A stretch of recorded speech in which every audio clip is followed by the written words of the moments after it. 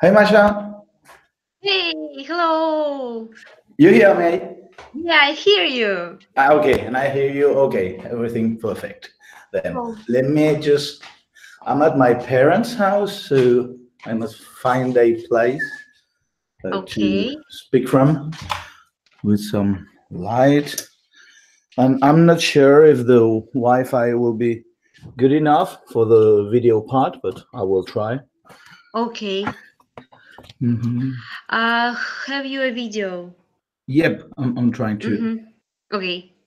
Yeah, turn yeah, the yeah. camera now. And we are online now, so we must. Oh, yeah, I see Oh, you. okay. I'm not Hello. sure if the light is good here. Oh, it's Okay. fine enough. Yeah. Yeah, I'm so glad to see completely. you. Okay, yeah, but let me go and look for Oh, places that are a bit better. yeah, that's Uh, a bit better. hmm Where maybe here. Where's Mm. the light here? Where is the...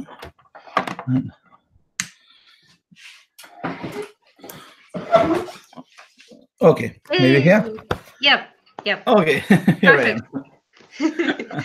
How's life? Fine. Yeah, so we should say hello to our listeners. I hope Okay. there will be some listeners because now there are none. Well, okay. Okay, so hello everybody. This is Narratorika, and today we have a podcast number 7, and our guest is Josue Monchan.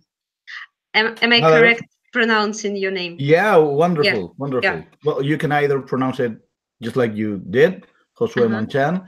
That would be Spanish, but I'm Catalan too, so you could pronounce it Josue Monchan, Oh, and that's good too. So okay, you as you wish.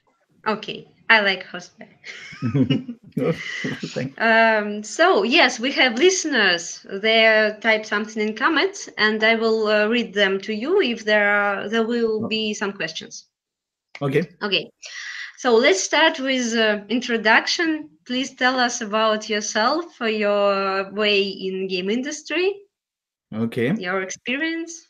okay. So I started back in 2005. I had been studying cinema and Mm-hmm.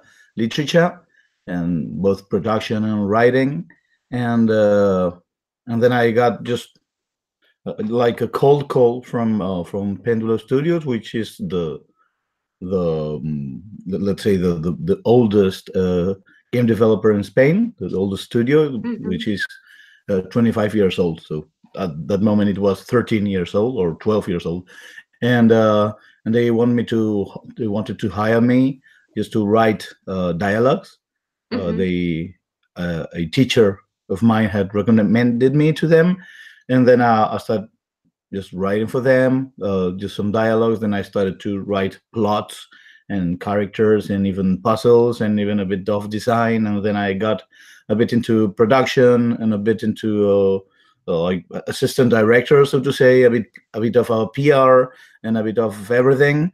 And that's how I started. And then in 2012, it was a very bad year for Pendulo and for many people because there was this big crisis that took away all the middle, uh, Mm-hmm.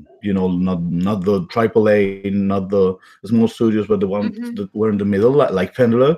And then I went freelance, and I started translating video games, of course. Mm-hmm. Uh, and then I went back to Pendulo like 2 3 years later, but I kept on translating, and I kept on also teaching at university, teaching about games narrative and game translation, and that's basically me as a professional. Okay. Which games from Pendle Studios you wrote? Yeah, so all the bad ones, not the good ones. I mean, Come people on. remember Pendulo for a game. People who remember Pendulo remember it because of a game called Runaway, which Mm-hmm. was I think it was released in 2001. I'm not really sure now. Then I when I started, we made Runaway 2 and Runaway 3, or Runaway A Twist of Fate, and then another game called The Next Big Thing, another called Yesterday, then the sequel, which was Yesterday Origins, and now we are working in a game called Black Set, which is Yeah. an adaptation from a comic book from made by two Spanish writer and a painter who were working on Disney years ago, and now Hmm. they are working on many things and doing this comic book. Yeah, it's very famous in Russia. Oh yeah, oh, I Many didn't people know. read it. Yes, yes. I'm happy about it. I'm pretty sure it will be released in Russian too. The Russian I think localization hasn't. I think there is no Russian localization for Black Set. It was just in English for us, Okay, but many people okay, still read it. okay. I think that we will have a Russian localization for the video game. That's something that we're looking forward to it, and I'm pretty sure it will be. It just hasn't started yet, but it will, I guess. In like the game is being finished right now. We're striving to finish it. Hmm. We're just starting the some of the voiceovers in English, and and we hope that it will be released in June, more or less, like beginning of summer, beginning of Hmm. Q3, more or less. Okay, and I think we should say to everybody, please add it to wishlist. Oh, do you have a Steam page already? Not sure if it's already there. I don't think so. I don't think so. Hmm. It's Okay, okay. already there. Because I know that is for now it's the most needful thing to games to add Hmm. them to wish lists. It's a part of Yeah. marketing right now. Yeah. I'm not sure if it. I think it's not on Steam yet. Our publisher, which is Microids, the people who made Siberia. Uh, Mm, wow. I'm not sure. They have already put it on Steam on the wish list. Okay, okay. So let's get back to your early years. Okay. Please tell us what was it easy for you to switch from movies to games? No, I actually hadn't worked in movies because I had been studying and then made some amateur, uh, very hyper independent guerrilla short movies and a long movie too. Hmm. But I hadn't really worked there. So, but I had, of course, well, my education was on movies. So yeah, it was difficult for me. Not very difficult because the people in Pendulo really helped me, and everything I wrote was always supervised by my director, and so he helped me a lot. But the first game that was released with my writing, which is Runaway 2, had a very, let's say, uh, lousy writing, or writing not thought for video games. I didn't understood the real role of the player, so I thought that everything that I wrote, that the player just would upload, and then whoa, okay, well, the player wants to write. So this game has a lot of dialogue, which is not necessary there. Hmm. And then by the next game, I understood that, and the writing is pretty much better in Runaway, A Twist of Fate, which is the last Runaway game that we made, and it's also the one that has better reviews and better Metacritic. So I think Hmm. that I really learned how to. I mean, I still don't know how to write a game, but Okay. I have better intuitions of how to write a game now than I had at the beginning, of course. Yeah, but now you're teaching how to write games. Yeah, and that's very stupid because most of the time I don't know what I'm saying. I mean, I'm telling the my students that oh shit, I'm supposed to teach you, and I don't really know how to do it. So I will just tell you how many times I've failed and the things that I've done wrong, so you can learn from them. Know them, telling them rules of how to write, Mm. because that's very, very. Uh, I don't know. I think I have my theories and the way that I see the player and the way that I see how writing has to be. But I mean, everything is too, I don't know, maybe, and every all the rules have exceptions. For example, Yeah. we always say that writing in video games has to be keep short. We don't Mm-hmm. want text walls, but then a writer comes who makes text walls and he excels at text walls, and his games are wonderful. Like I'm a real fan of a Spanish studio called Deconstructing, who made a Uh-huh. game called the Red Strings Club last Yep. year, and it's a Mm-hmm. wonderful game and a very daring game in all, both socially and like a game, like in its ludology, so to say, and it's got huge text walls.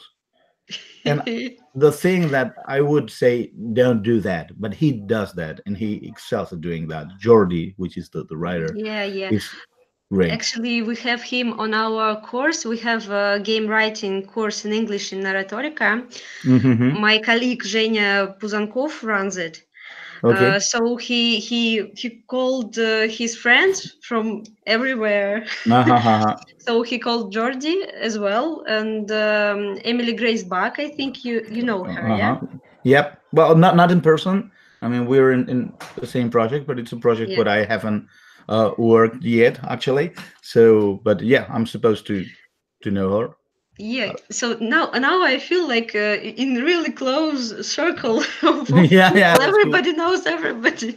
Yeah, actually, for Jordi De Paco, uh, Uh-huh. he writes in English, not in Spanish. So, and when the first game that he released, that Deconstructing released, he wanted to, after he wrote in English, then to translate into Spanish, of course, because he's Spanish too. And but then he ran out of time because he had to do many things. At the end of the development, you have to do a lot of Mm-hmm. things, so he couldn't concentrate on translating into Spanish. So he told me to translate it into Spanish, which was absolutely great. And for the second game, he did it too for the Red Strings Club. So I feel like honored because I'm translating someone who is a friend to start with, but also who I really admire. I think he's the best game writer in Spain. So Wow. when I translate him, I feel like, hey, I'm learning from the best. I'm like dissecting when you're translating. You're like a doctor. You are like pouring everything and learning every cog and wheel. So when I do that, I think, hey, I'm learning from just the best in my country. Yeah, wow, that's so cool. Yeah. um, Speaking on translation, you wanted to talk about localization, and now I hear from you that it's really useful for a game writer to make localization to learn, Yeah, for example. yeah, actually, I've learned a lot of how to, for example, how to not only how to write a game, but also how to organize information Mm-hmm. and how to put them in a format that it's understandable for everyone. Mm-hmm. And I've learned a lot from translators when I first started writing for Pendulo. I had very good luck, and Pendulo had some very good translators. They were hired by Focus Interactive in France, and I got to to work with very good translators in in Russia, for example, with oh, I mean there, Uliana. I'm not sure if I'm Uh-huh. pronouncing it well. Guyana. Uh-huh. Eferova or something like that. But then she married, so she changed her surname, and I'm not sure if I'm Okay. using the first or the married, the single or the married, and then Katia Ribalco, which I think is her, not Uh-huh. her maiden but her married name too. And they were extremely good translators. Both these Russian translators and the French translator were great, and the Italian translator. So I learned a lot from them, and then I thought, hey, I could do that as well. I mean, I know English. Games are usually translated from English into the rest of Mm-hmm. languages. So well, let's try it. And I saw that I could learn a lot. And Now I have the huge honor to translate both Paper Please and Return of the Well, Obra Dinn, and that's learning from someone who's one of the best talents in video games, so, in the world. So yeah, you can learn a lot of how every single thing. Hey, you really have access to the one of the core for parts of the example, game. can you tell us something like an example? So, for example, with Return of the Obra Dinn, Mm-hmm. um there's these games like a Cluedo. It's like Yeah. you have to find out how a lot of 60 people died, but you do that first looking at evidence with this strange clock that lets you see and hear what happened to people just before dying, and then you have a kind of combo, which is a text combo in which you choose among many uh, Mm-hmm. people who is the people who died, and then how that person died, who killed that person, and you Mm-hmm. have to Mm-hmm. make up a sentence made out of this little. So at the first moment, Lucas Pope, who of course he isn't a linguist because he's a lot of things, but he doesn't speak a zillion languages. So or he hasn't half the time to learn about Okay. how Uh-huh. languages work. So the first time that I saw that, I had to tell him that that was not translatable because it was not. And he said, "Oh, I figured that out. That's why I got you in here, just to see how we can move that." For example, some German structures could not fit there, and Mm-hmm. some Spanish, for example, for Spanish, you needed to put gender tags. Like Mm-hmm. Yeah. We have this too and in Russian. Yeah. yeah, of course, and then I that's very good for me, like to see how this mind works. So I told him this doesn't work, and I gave him an idea. And Lucas Pope always listens, but he always has the good idea. I mean, you can throw him a zillion good ideas, and then he has the idea that's better than everything, because that's him. He's a genius, and that's how, wow, I'm seeing how this genius works. So he's this guy. Or how when we were translating Papers, Please, he made up a localization kit that is free, that everyone can use, Mm-hmm. and you could see in real time how your translation was going, all the little documents in the game that had English text, and then you changed something in a combo box, and everything Mm-hmm. appeared in the documents, in the little documents in your language. That was absolutely great. I've learned a lot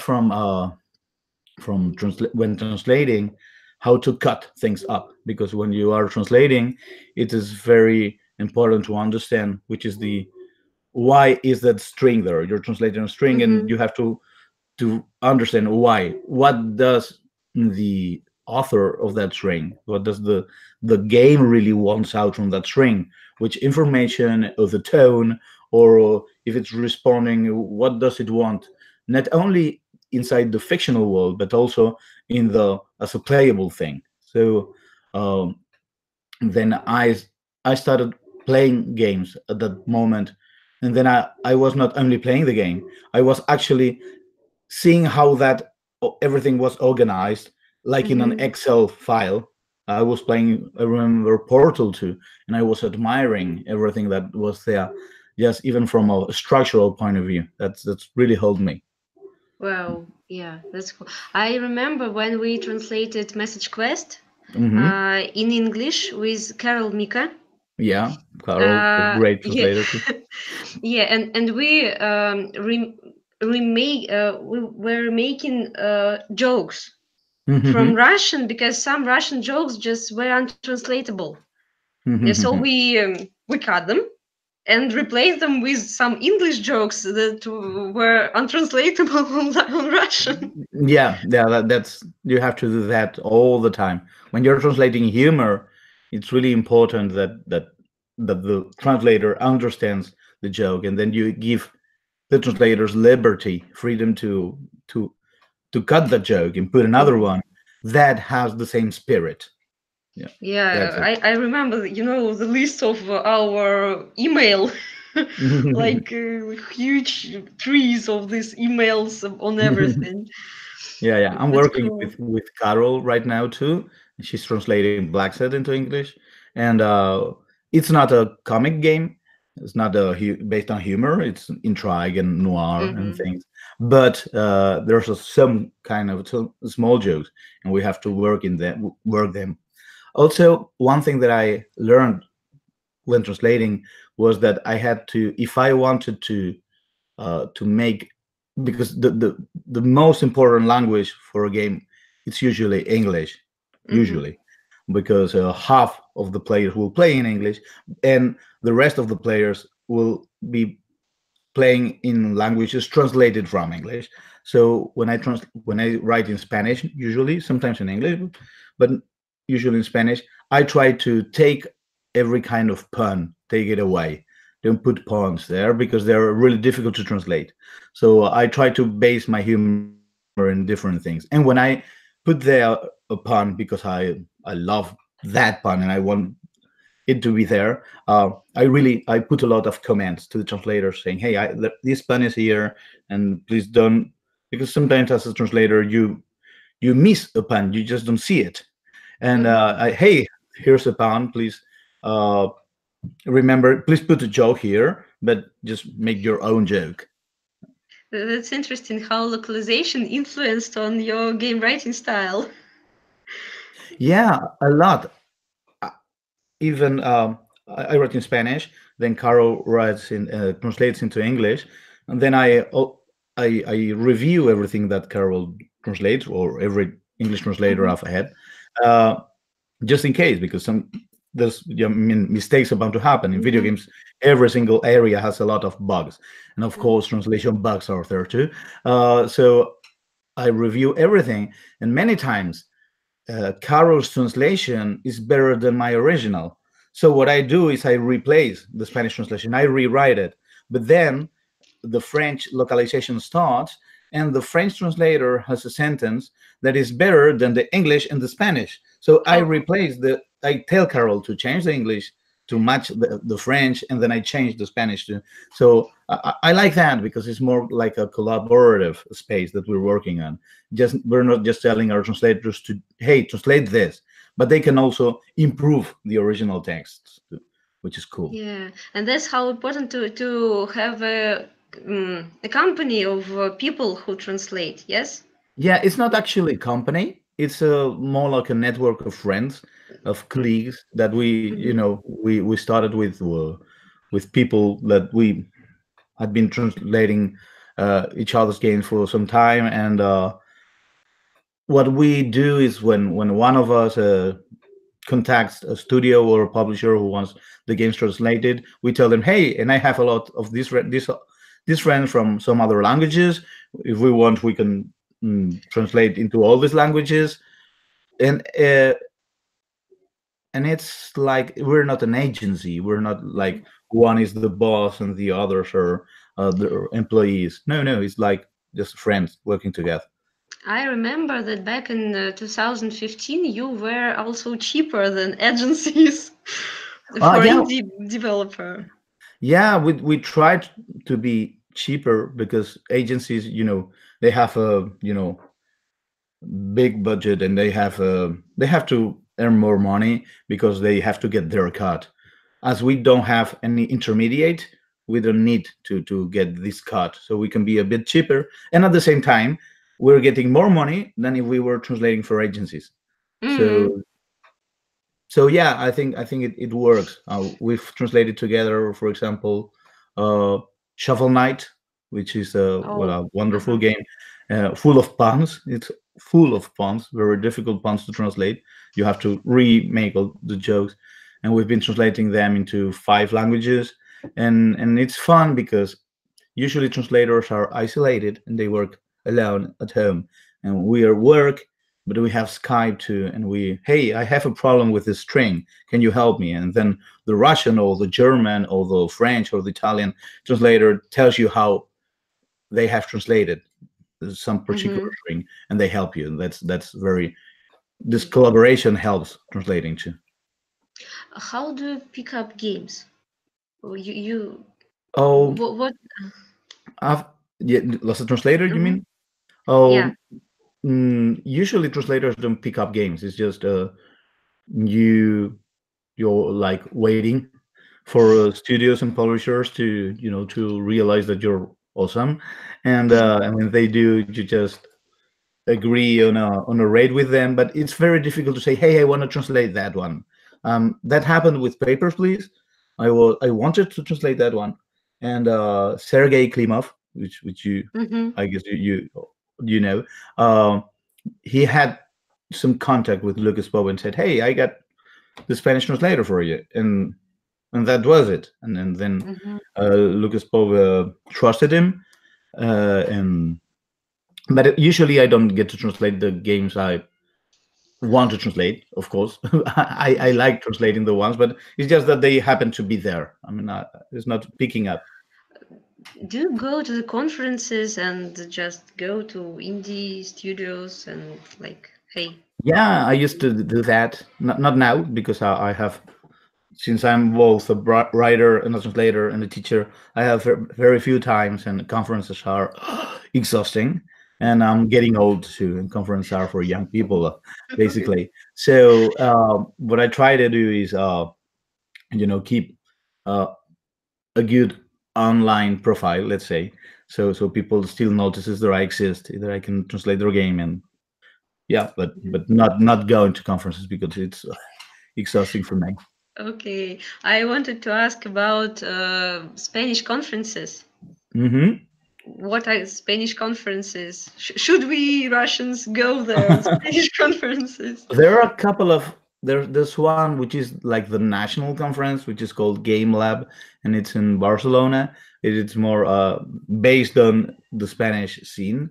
And there's another one in Bilbao, in the north of Spain, the Basque country, that is called the Fun and Serious Game Festival. It's more of an international conference, and they have this feeling that they want to be a competitor to Game Connection.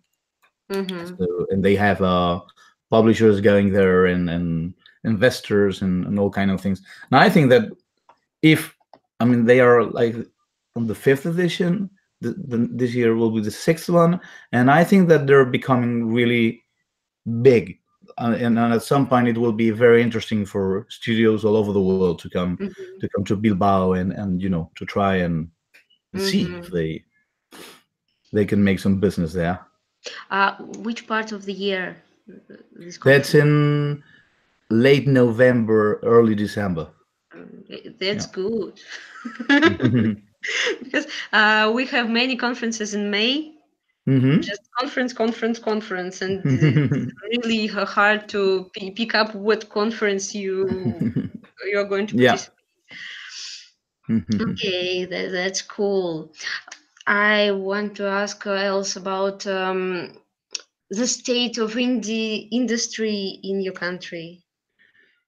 It's pretty good right now. We last year we had some games that really made it. One is called Grease. I don't know if you heard about that one. Yes, From platformer.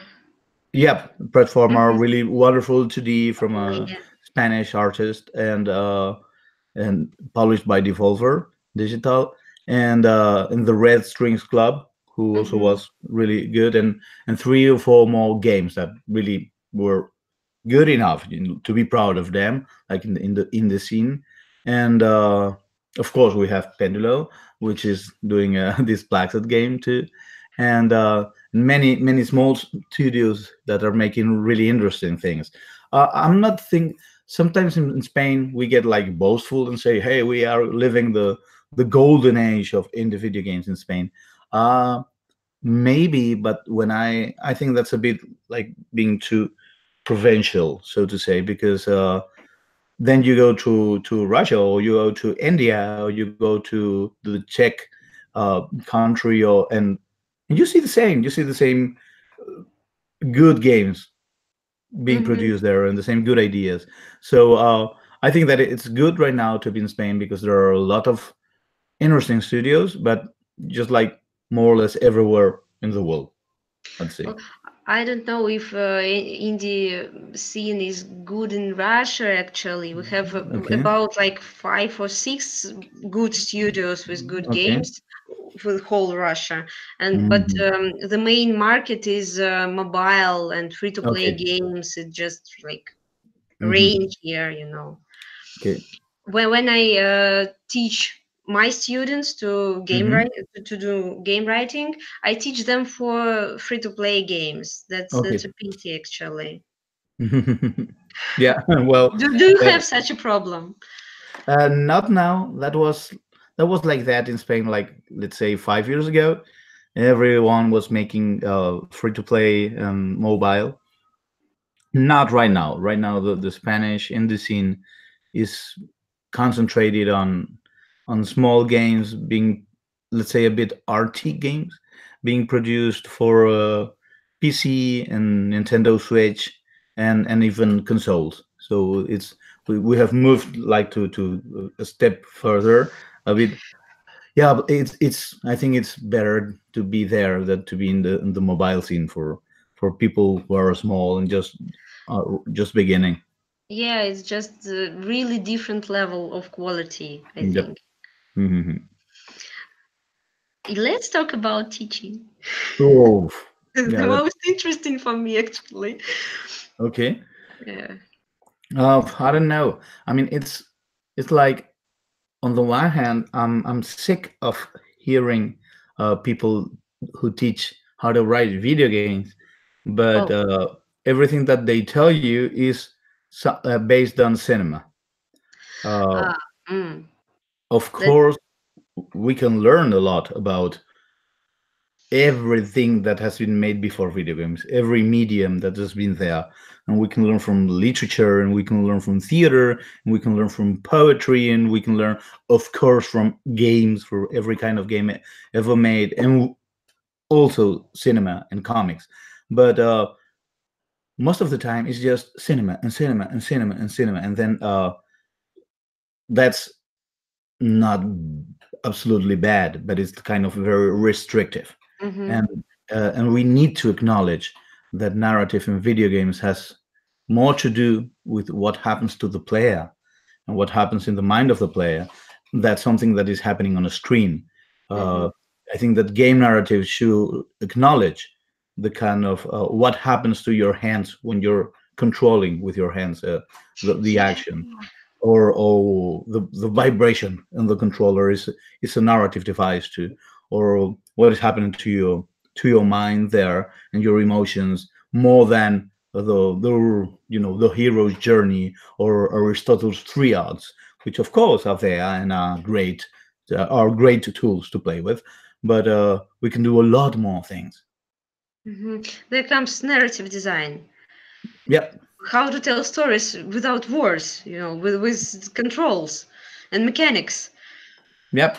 Yep. How to we are I usually, what one of the exercises that I do is I just start talking about Pong and the narrative of Pong, and then we start translating the assets of Pong till it becomes the crisis of the Syrian refugees. One of the sides of Pong is Germany, and the Oh. other is Hungary. Well, the territory that Syrian refugees have to cross, and then the ball gets transformed into a group of Syrian refugees, and only with this we are creating a strong narrative with a political message, uh, and it has no script. It hasn't words. It hasn't the three acts that Aristotle talked about, or it doesn't have this hero journey. But it's got a message and it's got a narrative, and it develops as the player plays. And you are Mm-hmm. playing, and you understand the rules, and you understand the graphic assets and the sound assets, and even if there are words, uh, then you get the message, and you feel like a narrative is being developed and created as you play. Not that it's there just for you to see, it's for you to play. That's something completely different to just telling you a story about a Syrian refugee, like "Bury Me, My Love." You know, I don't know if you know that game about Not a really. Syrian refugee. It's wonderful, and it's. I'm not saying that we cannot do that kind of games. That's wonderful. That's very beautiful narrative for games, but we can do it without that, and that's what I Mhm. like to teach actually. Yeah, I completely agree with you. Finally, I can talk with someone about it. Yeah, I remember a few years ago you told me about this exercise, Mm-hmm. and I picked it up. And Oh, that's great. Thank yeah, you. yeah, I tried it with my students also Mm-hmm. with some different mechanics like Flappy Bird, for example. Okay. I took Flappy Birds. It's really simple, but you can think about something interesting with it. Mm-hmm. How to retell it differently. Mm-hmm. Yeah. Um, do you read the blog of Thomas Grip? Yeah, from time to time. Yeah, Yeah, I think that's brilliant. Yeah. yeah, he is. I really love his method, 4 layers of narrative Yeah. design. Mm-hmm. Have you heard it? Yeah, yeah, I agree with that. Yeah, it's a very good tool too. Yeah, I actually took it up to Narratorika and started to teach people how to use it. It was Mm-hmm. very arrogant, I think, but I asked Thomas Grip, may I use it? Uh, Mm-hmm. and I remember that some designers thought that this method is okay for games like horror games from first view, Mm-hmm. but I think it's really can be used in even in mobile games, in match Yeah, three games, everything. and in everything. Yeah, it's really a Mhm. useful tool to manage your narrative. Yeah, yeah, I completely agree. I mean, and you can play the games and say sorry, and see how this comes through. And if you start thinking with those glasses, so to say, it comes alive. Yeah. Yeah, and you see where the problems. Mm-hmm. If they are in mental level, if they are in level of goals, for example, yeah, Mm-hmm. and so on. Mm, oh, what else?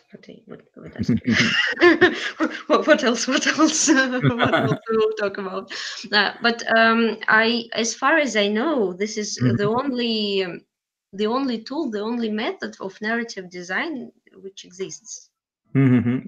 I guess there are more to. Uh, for example, I think that it's very good. I can't remember now.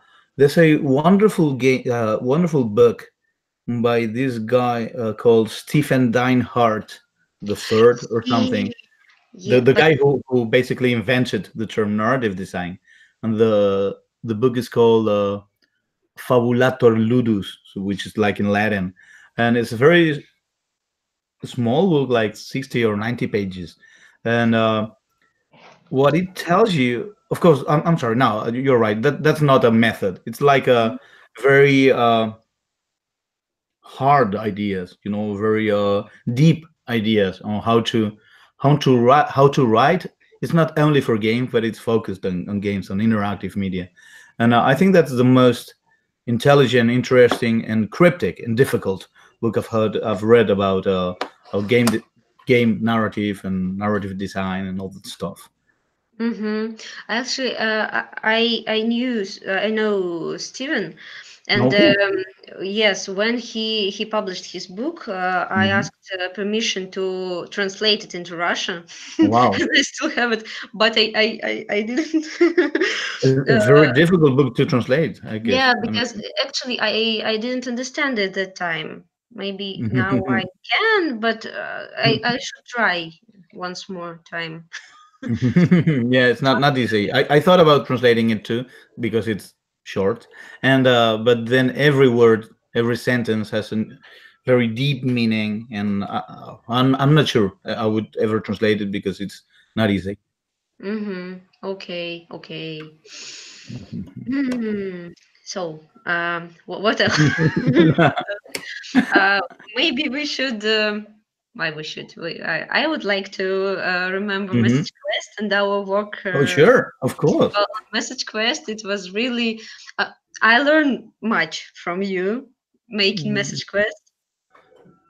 You helped me a lot. Thank you very much. Oh, thank you. You're welcome. For me, it was a surprise when you. I remember that I added some things after your Hmm. advice. Okay. Uh, because before that, everybody told me to cut it, cut. Okay. Mm, Hmm. less information. And then you told me, well, like player didn't understand the lore. Let's add something. Well, that was interesting, and I Yeah. remember it was you who told me that one puzzle was incoherent. Yes. Oh, I can't remember that, but Okay. No, I tried to make every puzzle really coherent. hmm. But yes, there is one puzzle. Okay. Mhm. I mean, And it was very difficult for me to be like an advisor, uh, because I'd never done that before, and wow. no, that was the first time, of course, and I felt like, whoa, I don't know what I don't know how to make my own games, and now I'm telling someone how to make her game. That's that's stupid. I feel like a fraud. I mean, we all have this imposter syndrome in our job, but that time was like a double fraud. Like I don't know heck about writing, and I'm telling someone how to write her game. Oh, okay. I hope she doesn't notice. It was Sergei Klimov who insisted Yep. on on this because he didn't believe that I can write something good. Oh. He said like, okay, you made up a fairy tale for Russians, but I don't know if it would work in Europe. I think that we tried, not only May to help you, but also Carol with her English translation to make it accessible for, so to say, European or American players. And I'm not sure if we all succeeded. Yes, yes, you are succeeding it because the game feels good. Uh, Hmm. I think the first market is USA, Okay, the that's good. second is Russia, and the third is German. Okay, yeah, it's not Uh, bad. yes, I think it's pretty common situation for quests. Yeah, for more or less adventure games. It's like Hmm. Yes, Russia depending. I'm not sure, but yeah, Germany absolutely. I think in Russia it depends on localization. Hmm. Okay. Really a little, how to say it, less people Hmm. can read in English, but Okay. everybody reads Black Sad. That's history for me. I think just our comics community, Hmm. everybody reads in English, but Okay. in games, quite the opposite. Nobody Wow, reads English in games. that's Or weird. really, yes, really little amount of people. So Hmm. that's strange. Yeah. Also, comic books do not need a huge community. With very few readers, a comic book can make it, and video games usually need more people to play them. So Well, this, yeah. yeah. So was I your only experience, or you? Yeah. Only because sometimes I mean, I'm used to do it with students. So Hmm. because they in every single subject that I teach, the final exam is not an exam, but a game, a narrative game. Usually a twine game, for example, or any kind of game, but usually twine because they can concentrate on the narrative without having to let's say invest time in art or programming. So it's more like to the point. So I'm used to do it for students, but it's completely different when you're making it, like professionally for a game that's going to be actually released, and it's like, whoa, whoa, whoa, if I do it wrong, that's going to be my fault.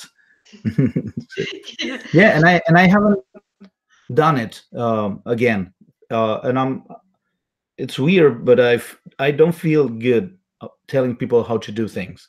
uh, I'm not good at that, and that was something I learned in Message Quest too. That even if you were very open to everything that I said, and we had very long and fruitful conversations, uh, I felt like I'm not that good at that, at telling you which are the less strong points of your narrative and stuff. So I haven't tried it again. I'm not sure if I'll ever do it. Maybe, I don't know. Mhm. Oh, if I make another game, may I come to you with it? Well, let's try. I actually It'll be really, easier because. yeah, I really want to make another game, but Mhm. teaching so consuming. Okay. So my people, my students, they are making games, and I am not. Yeah, Really, that's weird. I don't want to be burdened by teaching. So what I've done trying to not teach that much and trying to make more games, because I fear that at some point I will not be able to release any more games, because I will be, just only teaching, and I don't like that for me. I mean, I'm primarily someone who creates things, and if at one point I can't see myself as a, let's say, creator, uh,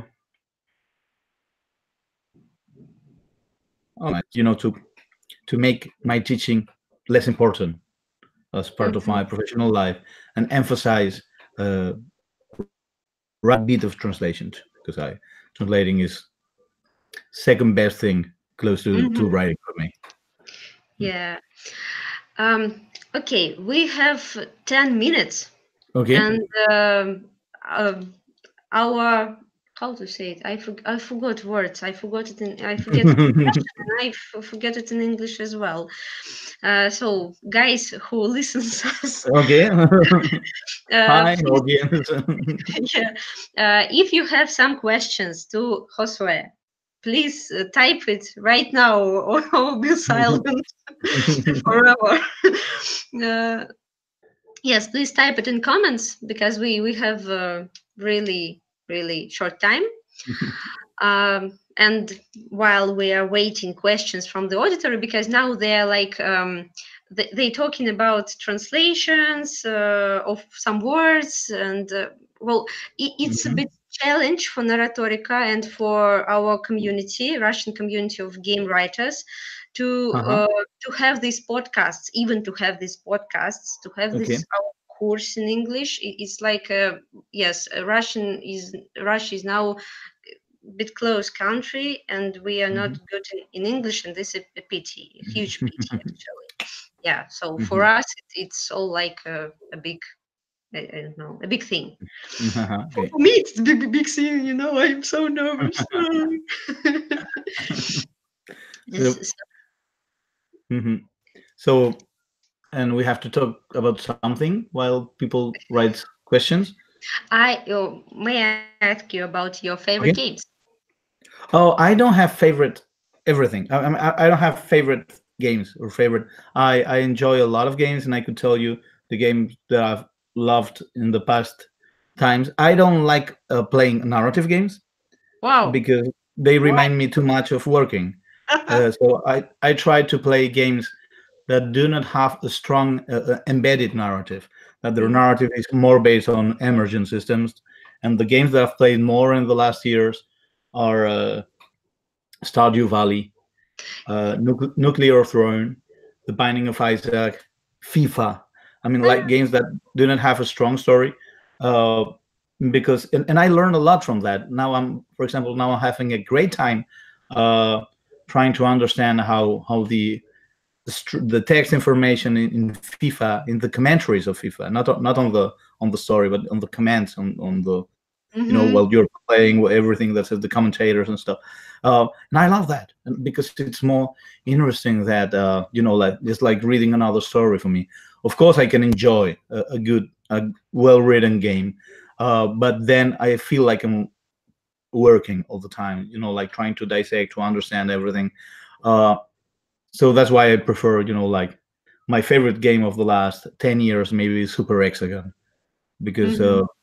for example, because it's got just nothing more than you playing and your emotions while you play, the frustration and the ecstasies that you feel, and the joy and the guilt that you feel when you don't do things right. And I think that those emotions are really important in games, and understanding how they work in a arcade or an abstract game helped me a lot how Mm-hmm.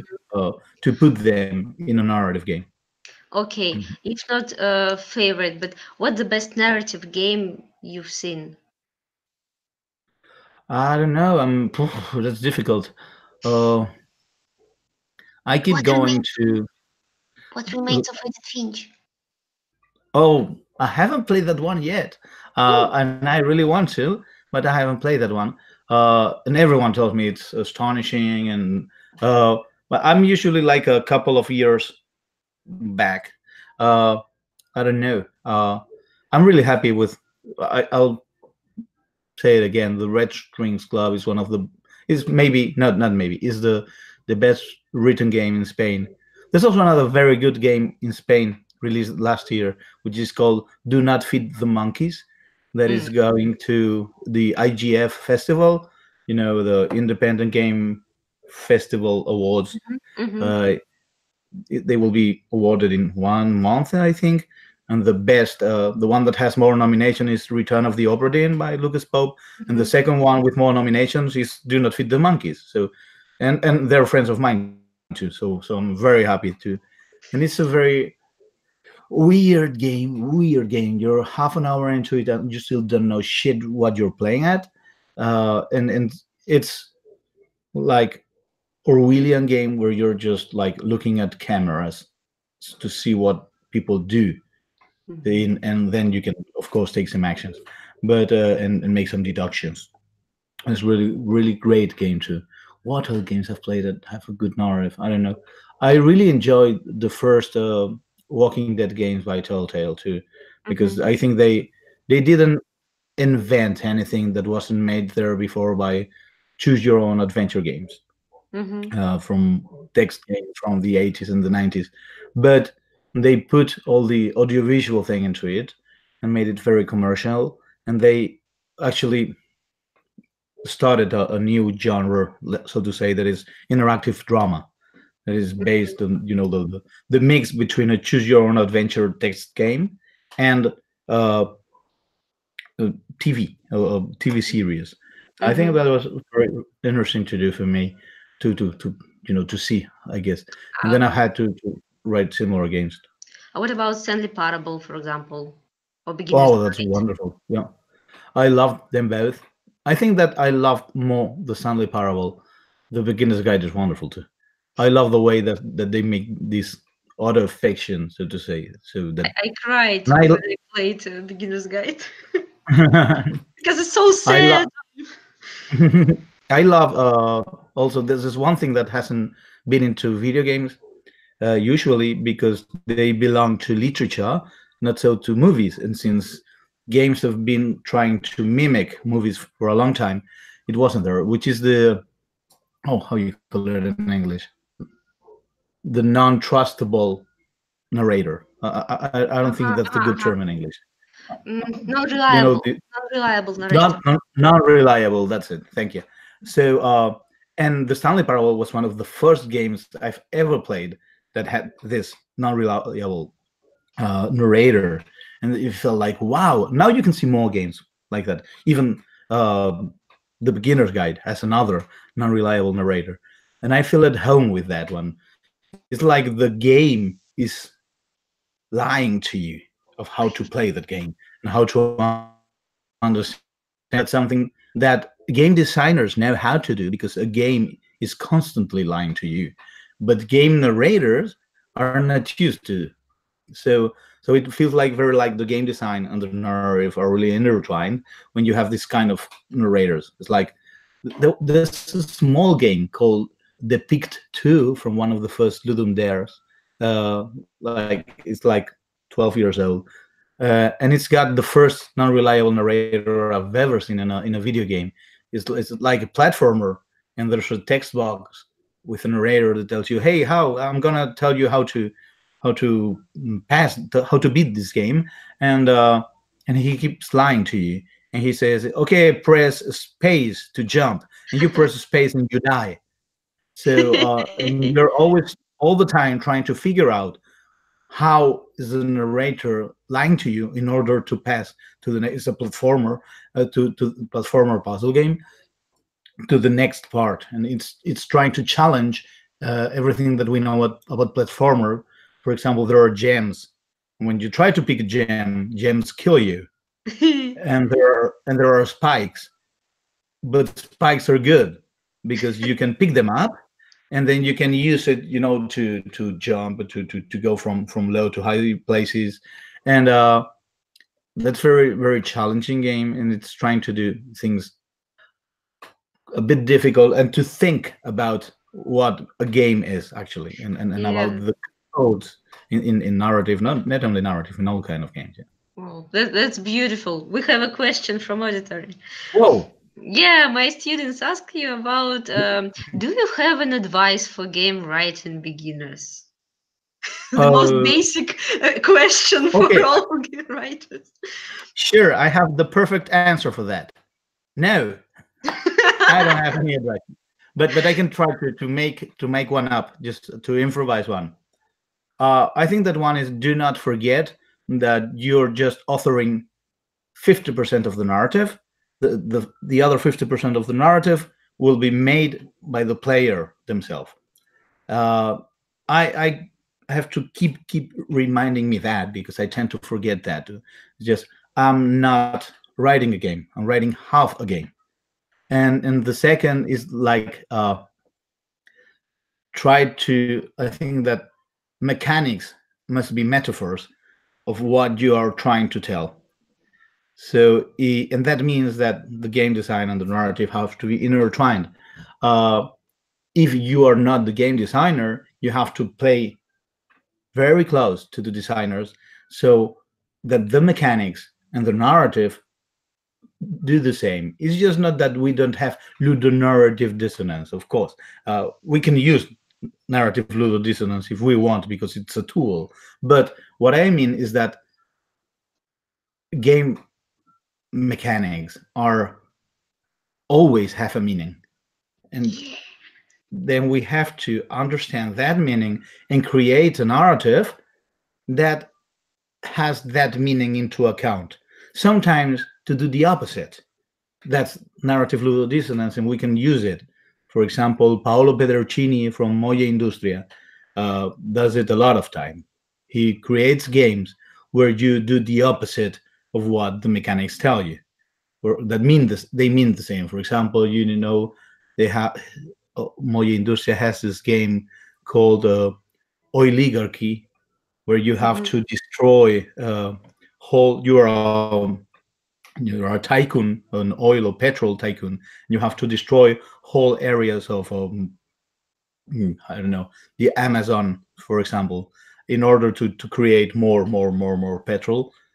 But what and you do that, and you are the tycoon, and you are the bastard who is destroying the world, and buying the American government to get more good laws for oil getting passed. But what the game is telling you is just the opposite. So it's just like a huge narrative ludodissonance, but that has a meaning, and that's really good, because the game mechanics and what the game narrative is going to tell you confront to each other so strongly that the real meaning is born out there. So I think that is getting that into account is wonderful. I think that's the best advice ever. Okay, great. Thank you. I'm good at improvising. Hello. I think I need a sound of fanfares or some great sound, like in Star Wars movie, like Thank you.